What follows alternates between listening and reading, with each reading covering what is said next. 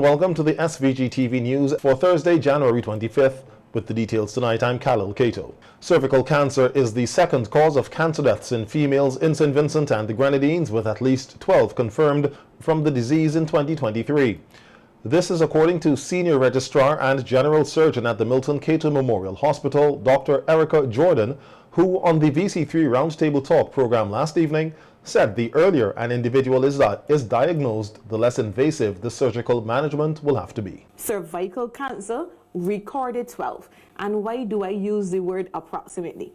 You might want to say, how can you be approximately sick from cancer? It is not that. I don't know that I had 12 persons. Those are my 12 confirmed deaths, because there may have been other persons that passed away that were undiagnosed at the time. That is why it is important to understand the signs and symptoms of cervical cancer, so that in the event that you present with any of these signs and symptoms, you can come, get screened, and have an early diagnosis. Because your diagnosis, this time in which you are diagnosed, directly relates to your outcome. Gynecological oncologist Dr. Damaris Batiste said the human papillomavirus, or HPV, is the primary cause of cervical cancer in women. Noting that both men and women can contract HPV, Dr. Batiste said the virus has the potential to progress to cancer, which has been observed particularly in people whose immune systems may be compromised, including HIV patients. Yes, they can get HPV warts. So can the ladies as well. They can have HPV warts, and these warts can progress to cancer. It actually can happen, where we have seen especially individuals who are immunocompromised. That is, individuals who are HIV positive. They may have other immunocompromising diseases, uncontrolled diabetes, history of other sexually transmitted infections such as chlamydia, have a history of smoking. These risk factors put the individuals at a higher risk of contracting HPV, and also not clearing it, which could then cause a progression to cancer. Now, HPV can cause cancer of the cervix, the vagina, the vulva, and the penis, because the cell type is similar in all these areas, which is squamous epithelium. So therefore, it stands to reason, if the cell type is the same, and on the background of being immunocompromised as well, these individuals are more at risk for actually having the progression from HPV to cancer. On the time frame in which the human papillomavirus can be cleared up, Dr. Jordan said it depends on the age and comorbidity of the patient. She noted that in a healthy young adult who contracts HPV, the immune system can help fight the virus naturally and clears it up. Dr. Batiste, however, cautioned that HPV screening before 30 is not recommended, as the immune system would still be developing. Because you notice that I said out of the 100%, some are asymptomatic carriers, and the majority of those, the other 30%, clear naturally the HPV virus. However, of concern are individuals that have a positive HPV test after 30 years. So for example, if somebody contracts HPV, we do not recommend screening for HPV below age 30, because we know that it is so common. 1 in every 3 individuals will have HPV, especially individuals who have started sexual activity at a younger age, had multiple sexual partners. The likelihood of having HPV is very much increased. So we do not recommend screening for HPV below 30. So the chances of picking up HPV if we screen below 30 would be very high. So then it might cause unnecessary worry and panic, when the literature shows that by the time a healthy individual gets to age 30, in most cases, the HPV virus is cleared. So screening recommendation for HPV is from 30 years old and above. This month is being observed as Cervical Cancer Awareness Month under the theme Learn, Prevent, Screen. Former Member of Parliament and former representative of Central Kingstown, Conrad Augustine Sayers, who passed away on December 29, 2023, will be accorded an official funeral on Monday, this January 29th. A news release from the Office of the Prime Minister says official viewing of the body will be held at the temporary Parliament building at Calypso from 9 a.m. to 11:15 a.m. Officials and dignitaries are invited to the viewing from 9 a.m. to 10 a.m. and viewing for the general public will be from 10 a.m. to 11:15. This will precede opening tributes from 12:30 to 1:30 p.m. when the funeral service will commence at the Kingstown Baptist Church. Interment will be at the Kingstown Cemetery.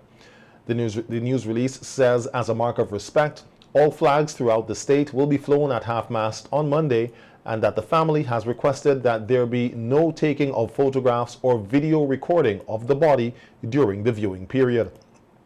The government of St. Vincent and the Grenadines extends condolences to the family of the late Conrad Sayers during this period of bereavement. The Ministry of Tourism will this year explore and conceptualize a design for a Pirates of the Caribbean themed park at Wally Lebu. This is according to Minister of Tourism Carlos James, who was delivering the State of the Tourism Industry address on Tuesday at the cruise ship berth. It is important that we look at how we can further develop our tourism product offering. We have to ensure that we have all of the right services and sites that are of a quality standard to ensure that persons coming to the destination can really see the true benefit of our product. This design concept will take into account the themed movie Pirates of the Caribbean.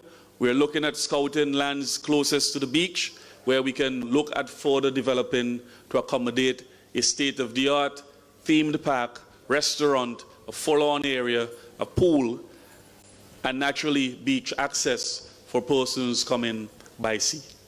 This is something that St. Vincent and the Grenadines we have long been calling for, and we will finally start the designs concepts for that product this year with hopes of implementing in the year 2025. Minister James said they will also be working to develop a sustainable coastal and marine ecosystem management policy focusing largely on grey water, which continues to be a challenge and a major polluter of marine ecosystems. Actually on grey water, which continues to be a challenge and a major polluter for marine ecosystems. We will address the issue of wastewater management and grey water runoff, particularly on the south coast and with hotels and our beaches. Develop this year as well model regulations for the licensing and zoning of marine pleasure crafts. We know there's been that issue of and the conversation regarding whether or not we allow jet skis to come to the destination.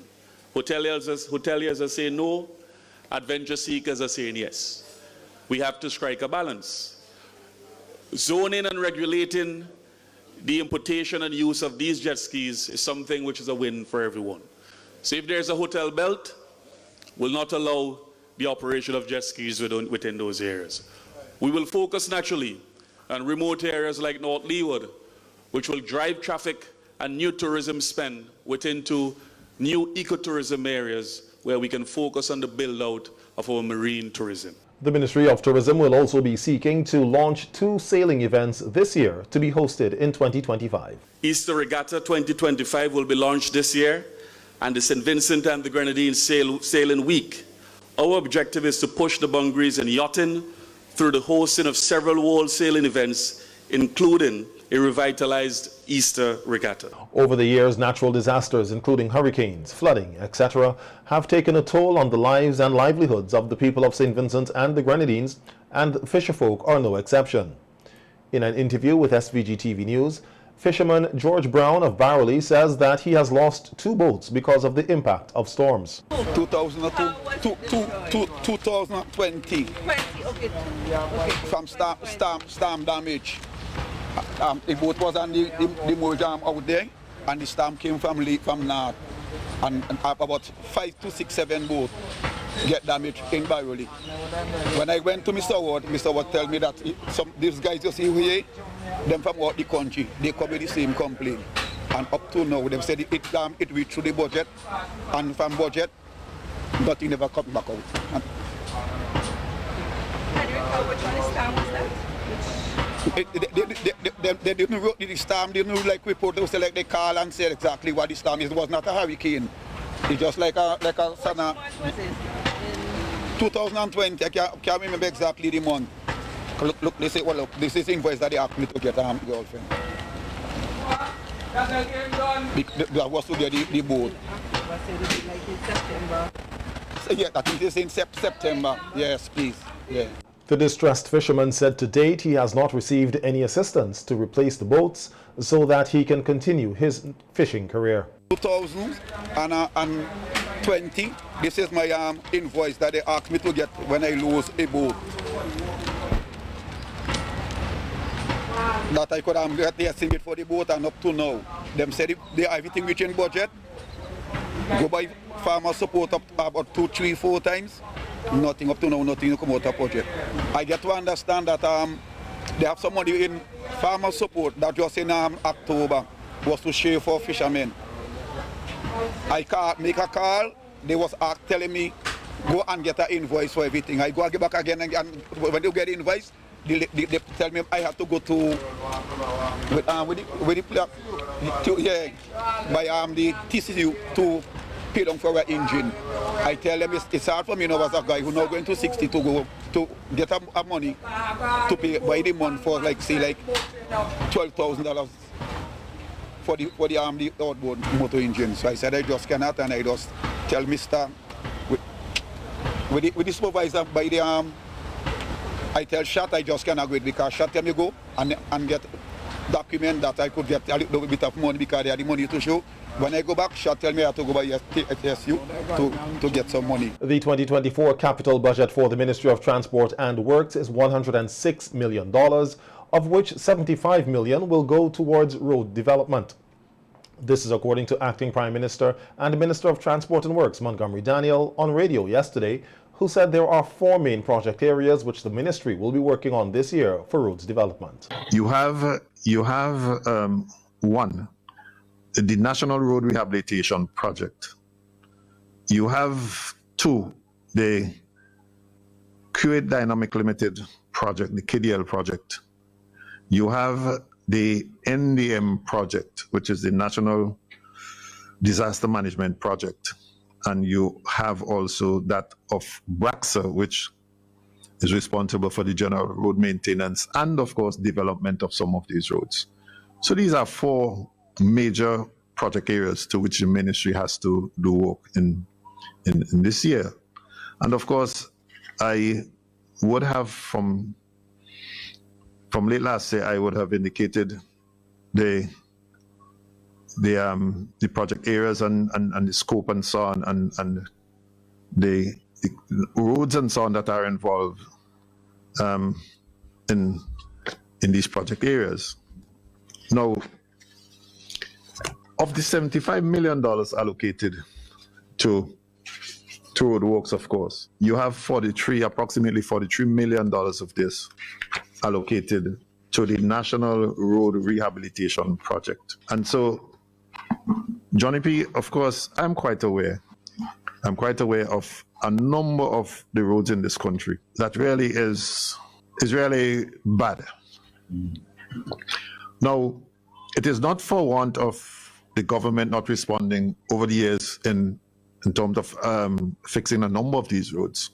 Because I can say to you, when this administration came to government in 2001, what we had was that the government immediately had to go and borrow up to $140 million to basically repair the roads from Kingstown to Fancy. Immediately the government had to do that because the roads were definitely bad in those days. Minister Daniel said a number of corrective measures are being taken for a better road network overall. That yes, we could have just gone in and just resurface what we made. But is it good for the next 20 years to just do that? And so, yes, initially we thought we could have had some speedy work going. But then understanding the challenges, and you've seen it right before your very eyes,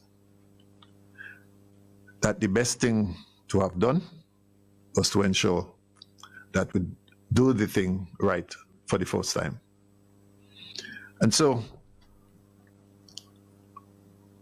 in this project, both OECC, of course, I identified those roads. BRAXA has another 9 roads to be done.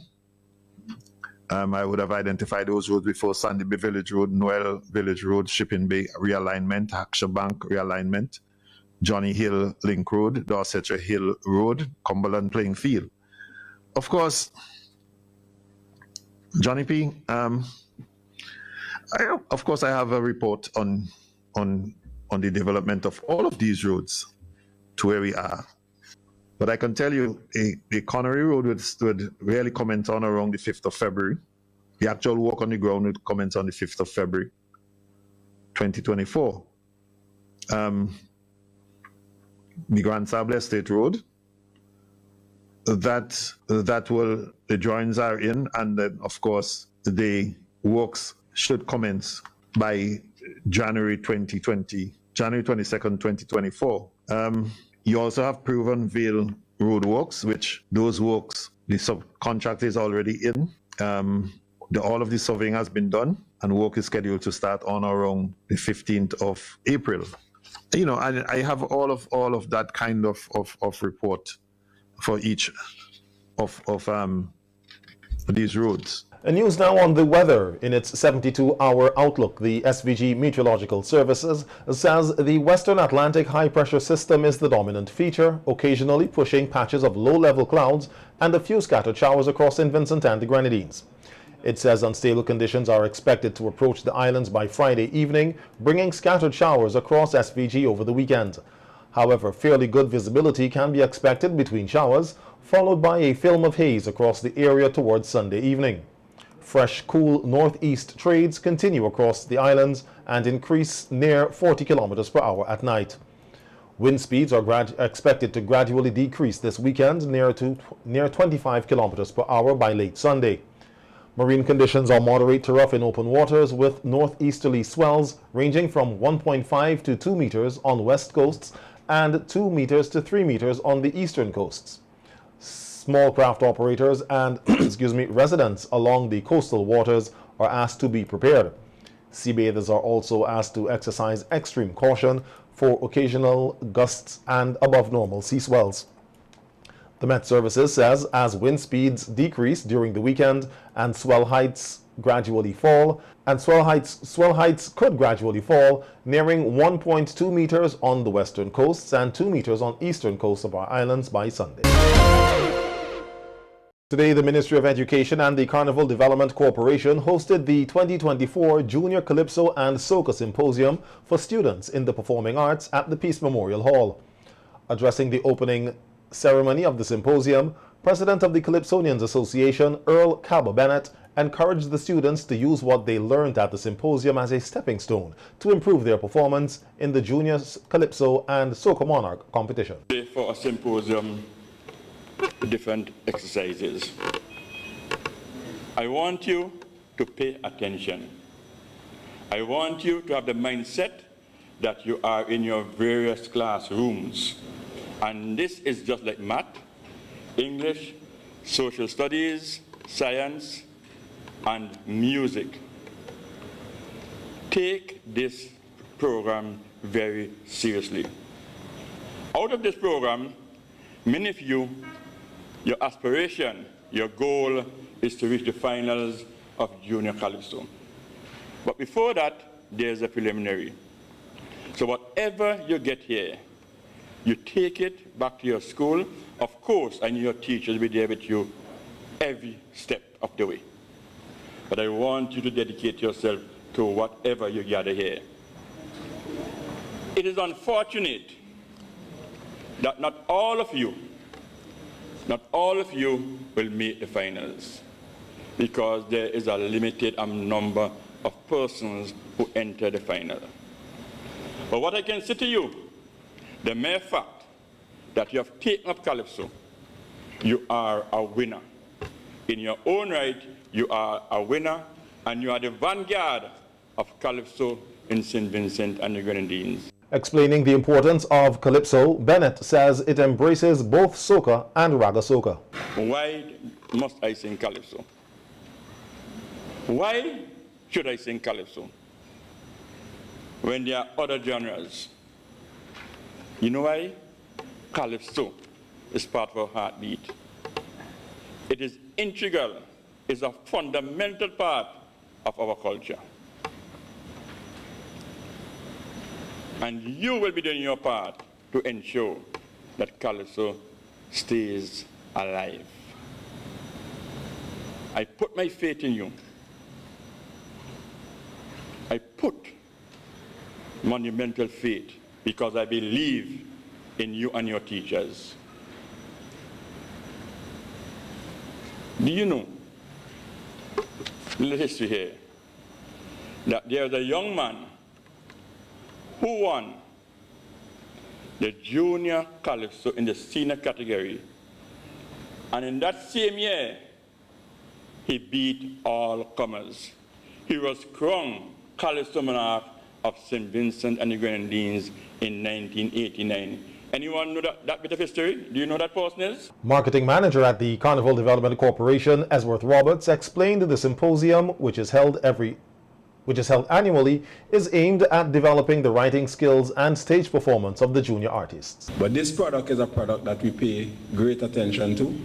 Hence, we are a part of this activity along with the Ministry of Education annually to ensure that these young minds are given the opportunity to be exposed to the teachings of the art of writing Calypso, singing Calypso, soca, and also delivery on stage, because this is very important. And this is the beginning of your professional training, because you can become professionals in your chosen field, whether you choose to become a Calypsonian, a soca artist, a musician. At the end of the day, the teachings that you will be, the knowledge that will be imparted to you today, you will be able to use it throughout your career. We recognize this as something very important, and I want you to grab the opportunity here today with both hands. Pay attention, ask questions, participate in the discussion, and learn as much as is humanly possible. The facilitators chosen for today's exercise are all qualified and experienced individuals, and they are all willing and ready to impart their knowledge with you. Vincentian American author and lawyer Aubria Ralph recently launched her book series entitled The Adventures of Boo and Chin. Within the series, there will be 7 published children's books exploring the first day of school to Chin's safari trip. In an interview with SVG-TV News, Ralph spoke of her inspiration to begin writing children's books, noting that she is also happy to be the first person in her family to write and publish a book, dedicating her book series to her mother, who she said helped shape her into the successful woman she is today. It was kind of crazy. You know, I wrote the first 3 books in 2015.